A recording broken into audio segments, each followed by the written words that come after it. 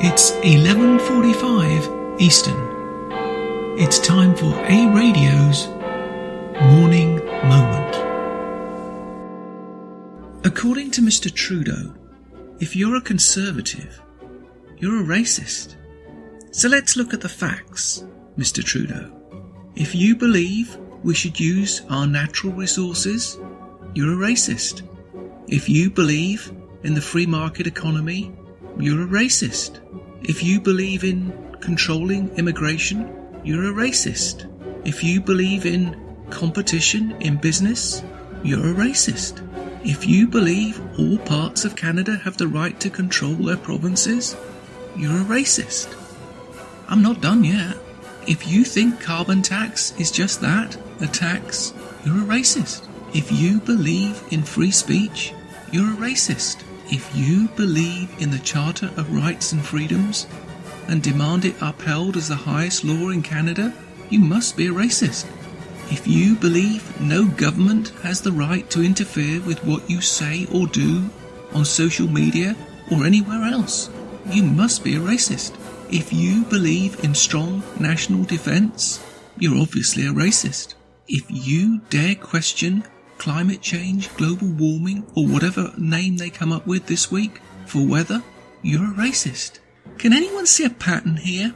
Then I guess we are the Canadian deplorables, aren't we, Mr. Trudeau? We shall fight on the beaches, we shall fight on the landing ground.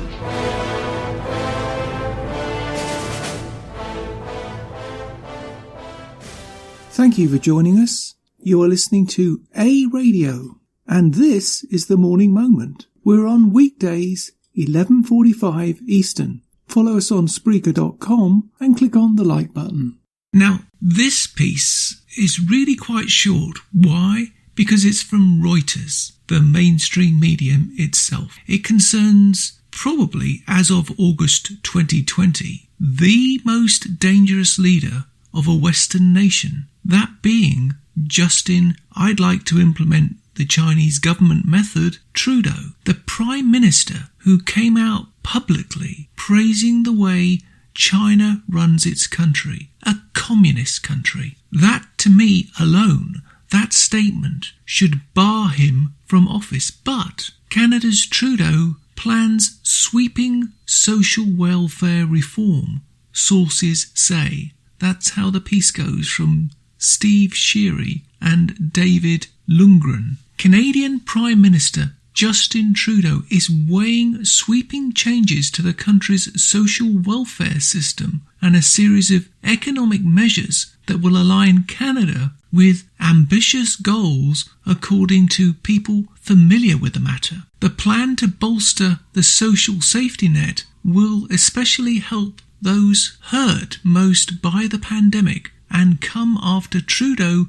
replaced a fiscally cautious finance minister. That's debatable. The Prime Minister wants to go big, said a government source, adding that Trudeau, 48, sees the moves as part of his legacy. Trudeau replaced former finance minister Bill Mulroney, who resigned Monday, with close ally Chrystia Freeland, who knows nothing about anything, by the way. She's basically an airhead. Trudeau said the pandemic had unmasked fundamental gaps in society and the country needed a long-term recovery plan that addresses issues head-on. Quote, "This is our chance to build a more resilient Canada, a Canada that is healthier and safer, greener and more competitive, a Canada that is more welcoming and more fair," unquote, he said after a cabinet shuffle. Trudeau said he would seek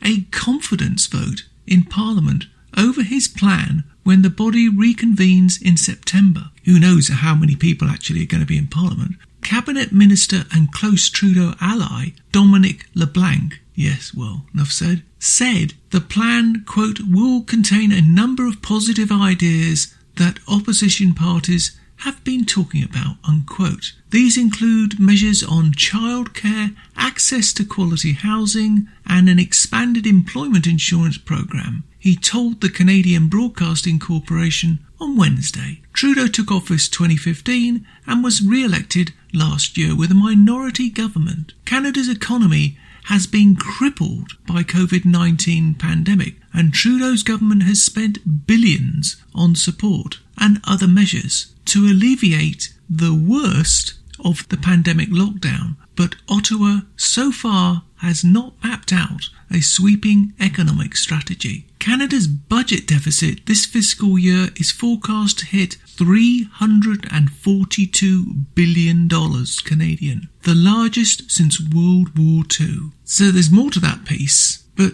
I just want to say this. There is a Liberal in the United States by the name of Rahm Emanuel who described what Liberals of all nations really are. He didn't say they were opportunists, which they are. He didn't say they're liars and they lie at all costs, which they do. He didn't say they make up stories and promote them so much that people out there actually believe they're true, which they do. He just said these few words, which sum up their attitudes towards you and me. You never want a serious crisis to go to waste. And what I mean by that, it's an opportunity to do things that you think you could not do before. I'm very well aware that we are not yet through this economic crisis, but we have the chief of staff for President Obama is an old friend of mine and my husband's, and was in the White House when Bill was there, and he said, never waste a good crisis. And when it comes to the economic crisis, don't waste it when it can have a very positive impact on climate change and energy security, and that's what we're trying to do. Well, that's my comment, except for this. I hope the new leader of the Federal Conservatives actually does more than just give lip service to criticism of the socialist Canada and Canadian destroyer Trudeau. I hope and pray that he, she, they, because we have to put all that in these days, are a bulldog, never stopping to attack. Every day that they have press conferences, every day they talk to the media, every day they expose the damage these communists are doing to our country and our people. Never before has Canada been so divided, all caused by yet another Quebec socialist politician set to divide our nation. That's all the Federal Liberal Party of Canada ever achieves. And that's my final comment for today. Brian Mullen, Global News. Agriculture groups and others are urging your government to drop the plan to increase the carbon tax as of April 1st. Is that something you're considering? We know that it is important that we put more money in the pockets of Canadians at this point when they're stressed. Our plan on pricing pollution puts more money up front into people's pockets than they would pay with the new price on pollution. We're going to continue to focus on putting more money in people's pockets to support them right across the country. We know that this is an important measure for the future, and we're going to continue to ensure that we are thinking about the future while at the same time we ensure that people can afford to make it through this crisis in the best possible way. So yes or no on carbon tax? Will it go up next week? We continue to make sure that people have more money in their pockets because that is how we designed the price on pollution. Merci, c'est ce qu'il m'a fait à la conférence de presse d'aujourd'hui. Merci tout le monde.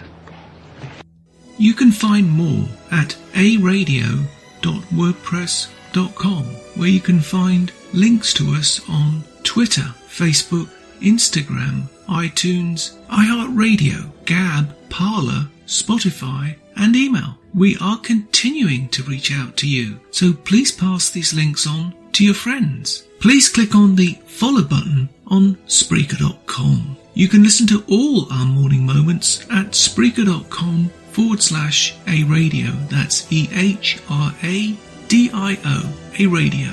And please click on the like button. Join us Monday, Wednesday and Friday, 11:45 Eastern, for our morning moment or tweak. And tell your friends, pass the word. We only tell the truth, not what the Canadian mainstream media want you to know. This time, more than any in history, we all need to trust but verify.